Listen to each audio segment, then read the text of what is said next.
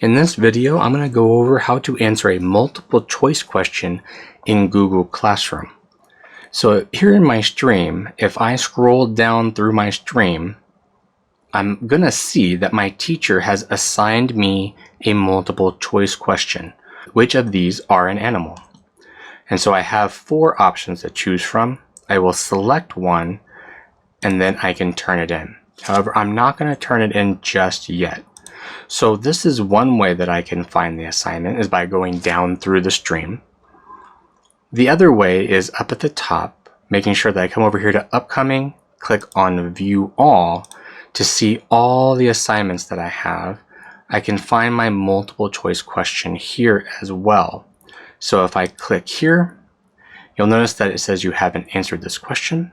So I'm going to click view details. That's going to take me into the actual assignment itself. And here we can see how many points it's worth, as well as its due date. Here's my question. Depending on your teacher, the question might actually be the title of the assignment, or the question might be in the instructions. So please just watch carefully as you're using Google Classroom.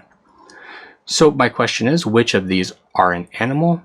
Well, in this case, the answer will be dog. So I'm going to select dog and I'm going to turn in the assignment.